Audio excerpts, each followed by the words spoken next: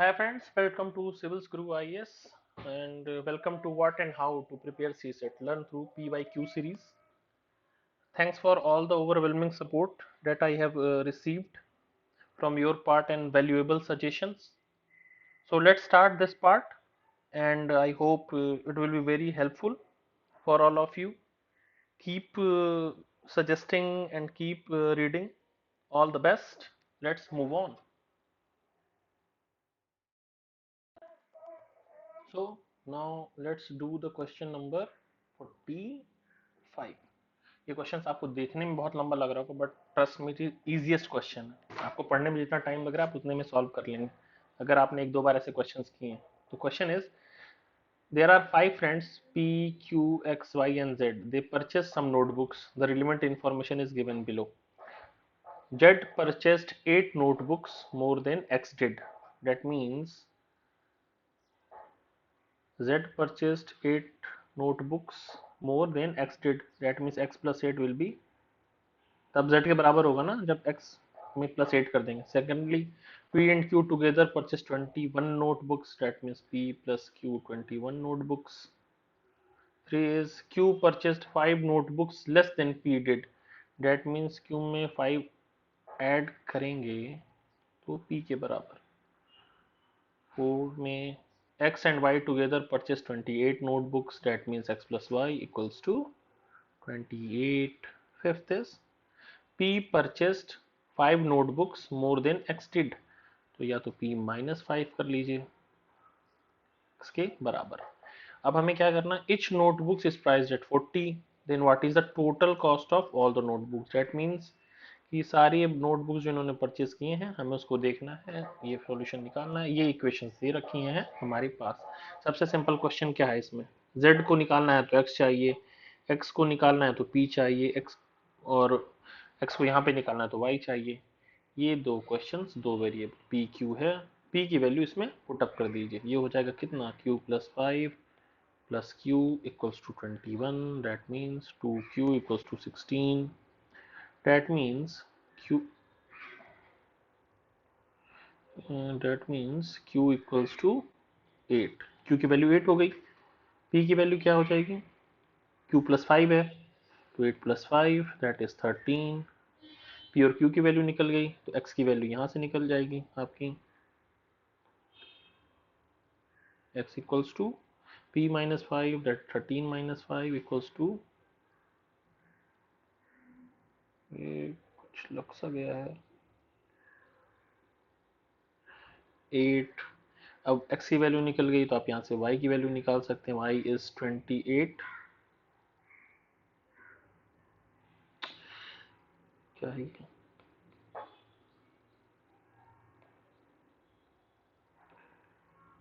28 minus 8 that is 20 x y p q। यहाँ से z निकाल लीजिए, z is x plus 8, 8 plus 8 16। तो अब आपको क्या करना है, नंबर ऑफ नोटबुक्स निकालो, x plus Y plus Z plus P plus Q. ये हो जाएगा टोटल कितना 8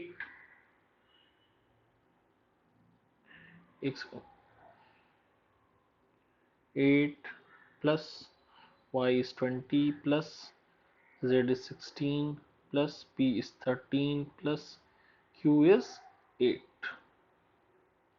टोटल कितना हो गया, I guess 8 plus 20 28, 16 44, 13 is 57, 8 is 65। Total cost कितनी हो जाएगी 65 into cost of 1 that is 65 into 40 that is 0 0 2600। That means the correct answer is 2600। Simple question था ये, ठीक है। तो क्वेश्चन रीड करने से पहले कभी ये नहीं सोचिएगा कि क्वेश्चन बहुत लेंदी है और होपलेस नहीं होइएगा, क्योंकि सबसे आसान क्वेश्चन है, देखने में कितना भी बड़ा लगे बट आराम से किया जा सकता है। Okay, now question number 46। ये बहुत ही मतलब एक अच्छा क्वेश्चन है आई विल से, क्योंकि बहुत से लोग इसको क्वेश्चंस को पढ़ेंगे कंफ्यूज हो जाएंगे, बट अगर आपने एक दो बार प्रैक्टिस की और इसके कंसेप्ट को समझा है तो आप आराम से जो मतलब इस क्वेश्चन को कर सकते हैं। एक बार रीड कर लेते हैं।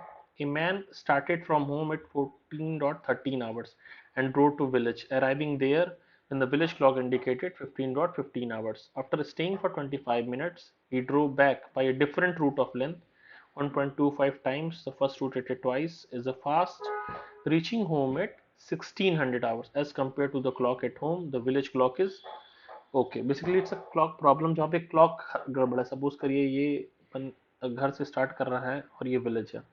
पहला वो रूट वन लेता है, ठीक है। इसके डिस्टेंस हम मान लेते हैं डी है, और यहाँ पे उसने स्पीड क्या फॉलो की, यू फॉलो की। यहाँ की घड़ी में 14.13 आवर्स हो रहे थे। फिर वो यहाँ से यहाँ जाता है, वहाँ वो देखता है कि यहाँ पे 15.15 हो रहे हैं पीएम के। फिर यहाँ पे वो 25 मिनट्स वेट करता है। डेट मीन्स 15:40 पे यहाँ से निकलता है, वापस आता है। तो यहाँ पे वो क्या देखता है, कितने हो रहे हैं, 1600 आवर्स, ठीक है। बट यहाँ पे डिस्टेंस कितनी हो जाएगी, 1.25, और स्पीड कितनी हो जाएगी, 2u। तो वो पूछ रहा है कि यहाँ पे जो क्लॉक थी, ये क्लॉक और इस क्लॉक के बीच में जो दूरी आई है, राइट, ये जो क्लॉक है, ये जो क्लॉक है ये कितनी इनकरेक्ट है। आइदर 10 मिनट स्लो है, 5 मिनट स्लो है, 10 मिनट फास्ट है, 5 मिनट फास्ट। ये क्वेश्चन आपको निकालना है यहाँ पे। तो हम क्या देखते हैं कि पहला डिस्टेंस डी कवर करना है उसने यू टाइम में। तो हम सपोज करते हैं टी1 टाइम जो उसको लगेगा एच सी, मतलब होम टू विलेज जाने में। तो इसका सीधा सा फॉर्मूला है डिस्टेंस अपॉन स्पीड। फिर उसके बाद उसको टी2 टाइम कितना लग रहा है, 1.25 है डिस्टेंस, 1.25 इज टी, और स्पीड कितनी है, 2u, राइट। ये तो हुआ। तो अब हम ये कह रहे हैं कि T1 प्लस T2 टाइम कितना होगा, ये निकालना है हमें यहाँ पे। तो वो निकाल के हम पता करेंगे। हम क्या करेंगे, उसको वहां से, मतलब ये डिस्टेंस कवर करने में और डिस्टेंस कवर करने में टोटल टाइम कितना लगा, 90 मिनट्स का डिफरेंस है यहाँ पे, 90 मिनट्स। डेट मीन्स, लेकिन 90 मिनट्स का डिफरेंस है, लेकिन ये 25 मिनट तो उसने रेस्ट किया है। जो टोटल उसका ट्रेवलिंग टाइम है, टोटल ट्रेवलिंग टाइम, ये हो जाएगा 90 माइनस 25, दैट मीन्स 65। तो उसने 65 मिनट ट्रेवल किया। तो T1 और T2 का सम जो कितना होना चाहिए, 65 मिनट्स होने चाहिए टोटल। तो हम क्या करेंगे, D by you plus 1.25 D by 2u बराबर 65। अब हम इसको क्या करते हैं, डी बाई यू को कुछ भी मान लीजिए आप, कितना टाइम उसको लगना चाहिए। तो हम क्या करेंगे, डी बाई यू को कॉमन ले लेते हैं, ये हो जाएगा 1 प्लस, इसको फ्रैक्शन में बदल लीजिए, ये हो जाएगा आपका कितना, 5/8, 65। ये हो जाएगा डी बाई यू। अब यहाँ पे आपको फ्रैक्शन का एडिशन आना चाहिए, ये हो जाएगा 13/8, ये हो जाएगा 65। अब इसके बाद डी बाई यू की वैल्यू निकाल लीजिए। ये आपका टाइम बेसिकली T1 निकल जाएगा कि उसको कितना टाइम लगा पहले ट्रेवल करने में लगना चाहिए एग्जैक्टली अपनी घड़ी से, जो घर की घड़ी है उसकी, होम से। 65 इंटू ये क्रॉस मल्टीप्लाई हो जाएगा 8/13, 5 हो गया ये, 5 इंटू 8, 40 मिनट्स। दैट मीन्स कि इनिशियल टाइम जो उसको यहाँ से यहाँ लगा वो कितना लगना चाहिए, 40 मिनट्स। तो अगर उसको 40 मिनट्स लग रहे हैं तो इस घड़ी के हिसाब से वो अगर जाता तो उसको कितना होता, वो 15.10 पे विलेज में होना चाहिए। दैट मीन्स अगर ये घड़ी करेक्ट होती तो ये कितना टाइम शो करती, 15.10, लेकिन शो कितना करी, 15.5। दैट मीन्स कि 5 मिनट फास्टर है, राइट। तो ये 5 मिनट फास्ट है घड़ी, राइट। तो कंसेप्ट आपको मुझे लगता है शायद समझ में आ गया होगा। और ये एक अच्छा क्वेश्चन है, हर कोई इस क्वेश्चन को नहीं कर पाएगा, बट इसने कर लिया तो उसके लिए 2 से 3 मिनट का है। तो सी सेट में एक बात हमेशा याद रखिए, कंसेप्ट समझना है और प्रैक्टिस करनी है। इतना लाइटली मत लीजिए, रीजन बीइंग कि यूपीएससी जो है अब धीरे धीरे से 66 मार्क्स जो कट ऑफ मार्क्स है उसको भी बहुत ही टफ बनाती जा रही है, डिफिकल्ट बनाती जा रही है। तो आप सिर्फ उस दिन एग्जामिनेशन हॉल में जाके नहीं कर पाएंगे, इसको भी एक प्रॉपर टाइम दीजिए। एटलीस्ट खास करके वो स्टूडेंट जो आर्ट्स बैकग्राउंड से हैं या जिनको लगता है जिनकी मैथ कमजोर है या सी सेट में प्रॉब्लम है, तो एटलीस्ट दिन के आप 1 आवर जो है दें प्लीज। और स्पेसिफिकली टॉपिक एक प्लान बनाइए, फिर पढ़िए उसके हिसाब से, ठीक है। Okay.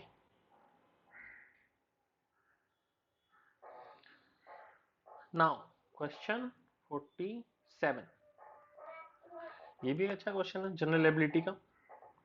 A person X want to distribute some pens among 6 children A B C D E F।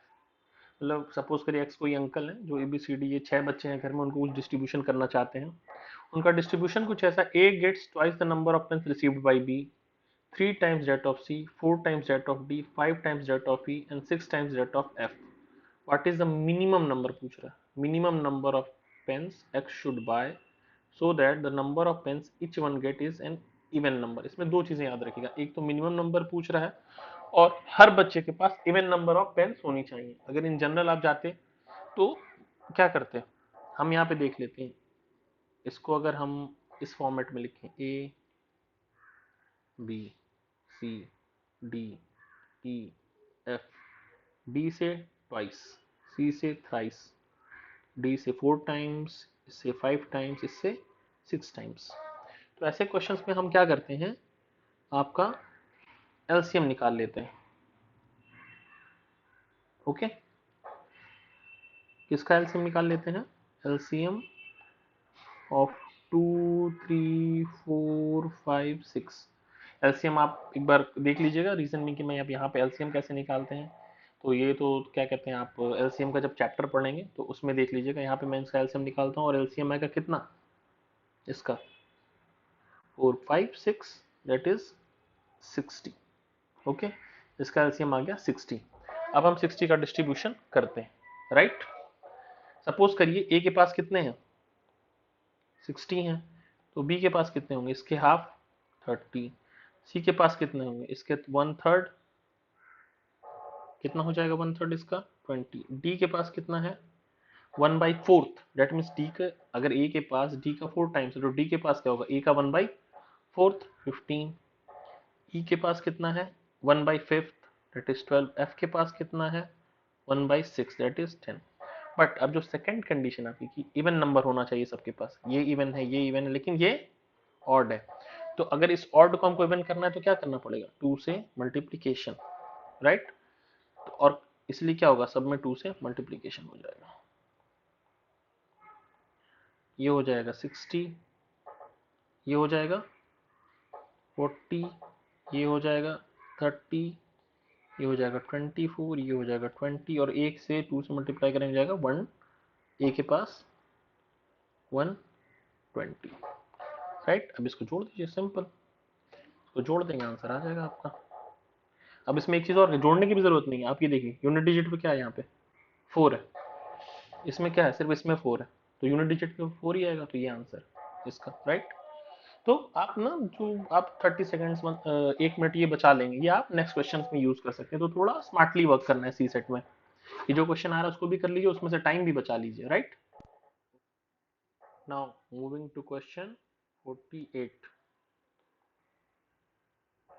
Again data sufficiency question. Now you see कि डेटा सफिशिएंसी से ऑलमोस्ट हर 5 या you can say out of average 6 there is one question, that means 16% question आपके सी set data sufficiency से। तो data sufficiency आपको जरूर देखनी है। डेटा सफिशिएंसी के साथ सबसे अच्छी चीज ये है, you need not to solve the problem, आपको सिर्फ स्टेटमेंट देनी है, दोनों स्टेटमेंट्स को देखना है सफिशिएंट है या नहीं है। Is one of the easiest question. चलिए यहाँ पे देखते हैं, there are 6 persons A B C D E and F sitting equidistant from each other around a circular table। देखिए again circular table facing the centre of the table, ये दूसरा question है जो सर्कुलर टेबल पे आया है यहाँ पे। Who is sitting on the immediate left of A, statement 1 क्या है, B is sitting opposite to C, B is sitting opposite to C and D is sitting opposite to E and D is sitting opposite to E, F is sitting on the immediate left of B, statement 2 क्या है,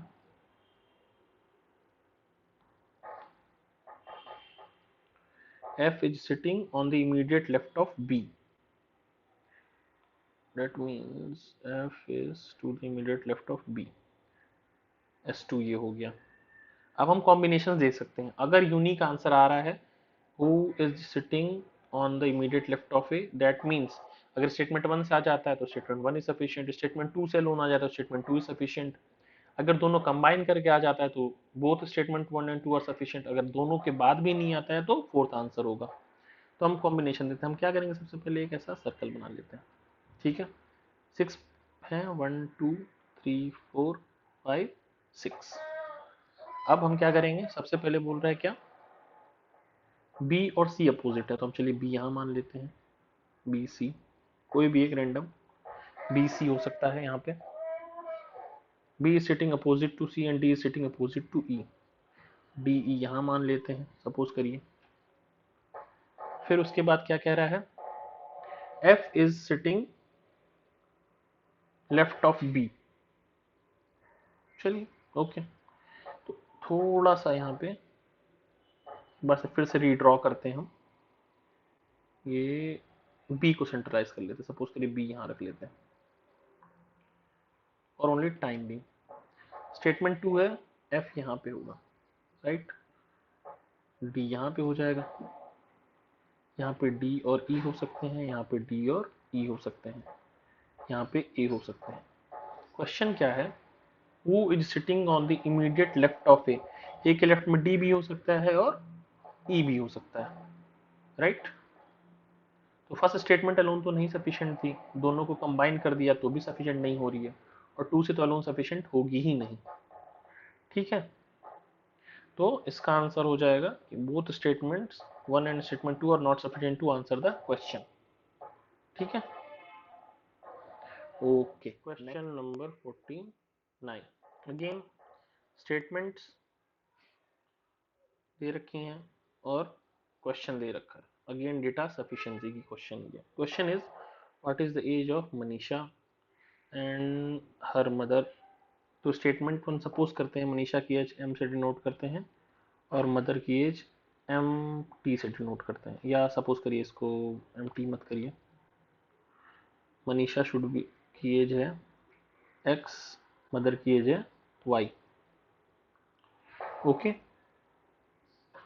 ये हो जाएगा आपका, Manisha is 24 years, statement 1 क्या है, Manisha is 24 years younger than her mother, that means अगर मनीषा की एज एक्स है उसमें 24 ऐड करेंगे तब उसकी मदर के इक्वल हो जाएगा। स्टेटमेंट 2 क्या है, 5 ईयर लेटर, तो 5 ईयर लेटर मनीषा की एज कितनी हो जाएगी, एक्स प्लस 5।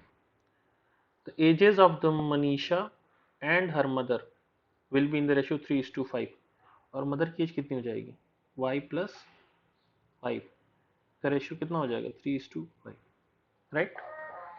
अब देखते हैं स्टेटमेंट 1 क्या लोन सफिशिएंट है, what is the age of Manisha, that means हमको यहाँ से x निकालना है, बट हमें y की वैल्यू उसके लिए चाहिए होगी, तो वो तो नहीं हमारे पास है, दैट मीन्स कि स्टेटमेंट 1 अलोन सफिशिएंट नहीं है। अगेन स्टेटमेंट 2, यार ये अब इसमें भी हमें x की वैल्यू निकालनी है, तो आप अगर क्रॉस मल्टीप्लिकेशन करेंगे तो यहाँ पे भी y आएगा, दैट मीन्स x की वैल्यू निकालने के लिए हमें y चाहिए, तो अलोन ये भी सफिशिएंट नहीं है। अब हम दोनों को कंबाइन कर देते हैं। तो एक बेसिक सा रूल है मैथ्स में कि अगर हमारे पास दो वेरिएबल बेसिकली जैसे यहाँ पे x और y है जिनकी वैल्यू हमें निकालनी है, और हमारे पास दो डिस्टिंक्ट इक्वेशन है, डिस्टिंक्ट का मतलब ऐसा नहीं होना चाहिए कि ये दोनों एक दूसरे को मल्टीप्लीकेशन हो, जैसे मीन्स कि अगर स्टेटमेंट 1 में मैं 2 का मल्टीप्लाई कर दूं या 3 का मल्टीप्लाई कर दूं या 1/2 से कर दूं तो ये आ जाए, डिस्टिंक्ट इक्वेशन है अपने पास, तो हम उसका यूनिक आंसर निकाल सकते हैं। तो उस चीज पे ये सही बैठ रहा है, डेट मीन्स कि अगर हम स्टेटमेंट 2 को एक बार थोड़ा सा मॉडिफाई कर लें, क्रॉस मल्टीप्लाई करके, ये हो जाएगा 5x प्लस 25, ये हो जाएगा आपका 3y plus 15, that means 5x minus 3y should be equals to how much, -10, okay. ये आपको मान लेते हैं इक्वेशन 1 है, ये 2 है। तो क्वाड्रेटर की इक्वेशन जब हम कभी सॉल्व करते हैं उसमें क्या है, यहाँ दो वेरिएबल हैं एक्स वाई, इन दोनों s1 को इक्वेशन 1 और 2 मिला के, और यहाँ पे दोनों देखिए एक दूसरे में मल्टीप्लाई करेंगे तो भी नहीं आ सकता, डेट मीन्स अगर कोई ऐसी इक्वेशन होती है, सपोज करिए x plus Y equals to 10 और दूसरी इक्वेशन होती है 2x plus 2y equals to 20, तो इसमें देखिए 2 का मल्टीप्लीकेशन ही है, ये तो सिंगल इक्वेशन, तो वो भी सॉल्व नहीं होती। तो आपको यहाँ बेसिकली जो डेटा सफिशिएंसी का क्वेश्चन है वो दो चीज़ों से रिलेटेड है, data sufficiency and equation in two variable से सॉल्व करने के लिए। अब लेकिन यहाँ क्योंकि एज फैक्टर एज नेगेटिव भी नहीं हो सकता, तो हम क्या करेंगे, इसका आंसर निकाल लेते हैं, इसको और इसको सॉल्व करते। y की वैल्यू कितनी है, x प्लस 24, तो यहाँ पर रख दीजिए 5x minus 3x plus 24 equals to minus 10, और 5x minus 3x minus 72 equals to minus 10। ये हो जाएगा 2x, 72 को उधर ले जाइए, माइनस 10, 62x की वैल्यू 31। ठीक है, तो 31 वैल्यू आपकी निकल जाएगी। डेट मीन्स कि अगर दोनों इक्वेशंस को स्टेटमेंट्स को हम कंबाइन करते हैं तो हमारे पास आंसर हम निकाल सकते हैं। तो इसका करेक्ट आंसर जो होगा वो क्या हो जाएगा, D, sorry not D, my mistake. Correct answer will be C. That means both statement 1 and statement 2 are sufficient to answer the question. Okay, तो यहाँ पे आपको क्या था, डेटा सफिशिएंसी का क्वेश्चन बना दिया गया किससे, इक्वेशन इन टू वेरिएबल्स। तो थोड़ा सा आपको इसको भी रीड करना है कि जब इक्वेशन बन जाए तो कैसे सॉल्व होगी नहीं होगी, क्योंकि इसको एग्जैक्ट कैसे सॉल्व करना ये नहीं पूछा जाएगा आपको, बस है कि सॉल्व हो सकती है कि नहीं। यहाँ क्या था, दो इक्वेशन इन डिस्टिंक्ट और दो वेरिएबल थे एक्स और वाई, तो ये सॉल्व हो सकती है। तो ये डेटा सफिशिएंसी क्वेश्चन था। ठीक है, ओके, तो क्वेश्चन 49 हो गया हमारा। Question number 50 is our target now. Again statements question, data sufficiency. ठीक है, इट इज बेसिकली कि अरेंजमेंट का क्वेश्चन है और इसमें डेटा सफिशिएंसी देखना। बेसिकली क्या कह रहा है, there are 6 lectures ABCDEF each of 1 hour duration scheduled between 8 to 2 PM, that means 8 AM to 2 PM, 6 hours का डिफरेंस है, that means कोई ब्रेक नहीं है। तो क्या है हमारे पास, 1 2 3 4 5 6, ये 6 प्लेसेस है। Question is which lecture is in the third position, हमें यहाँ पे निकालना है which lecture in third position. Lecture F is preceded by A and followed by C। Statement 1 क्या है अपने पास, कुछ ऐसा AFC। तो ये देखना है हमें। अब हमको ये देखते हैं कि S1 से क्या हम इस क्वेश्चन का आंसर निकाल सकते हैं। अगर हम ऐसे कर दें AFC 3 spaces, that means third place पे क्या है, C है। बट अगर ऐसे कर दें AFC, तो थर्ड प्लेस पे क्या आ जाएगा, F, that means unique answer नहीं है। That's why statement 1 alone is not sufficient to answer the question. Statement 2 देखते हैं, there is no lecture after lecture B, that means 1 2 3 4 5 6 B lecture यहाँ पे होगा। अब बी लेक्चर यहाँ पे होगा तो यहाँ पे तो कुछ भी हो सकता है, तो statement 2 is also not alone sufficient. अब दोनों को कंबाइन कर देते हैं, तो दोनों को अगर हमने कंबाइन कर दिया तो क्या हो जाएगा, बी यहाँ पे है, मान लीजिए AFC यहाँ पे हो सकता है, तो उस केस में C हो जाएगा। अगर AFC ऐसे है तो C भी हो सकता है, F भी हो सकता है। That means you can not definitely say which lecture is in the third period. जब ऐसा नहीं कह सकते हैं तो both statements are not sufficient, answer हो जाएगा इसका डी। ओके, बहुत आसान क्वेश्चन था ये, ऐसा क्वेश्चन पढ़ के परेशान नहीं होना चाहिए। ठीक है, ओके, क्वेश्चन 50 इज डन।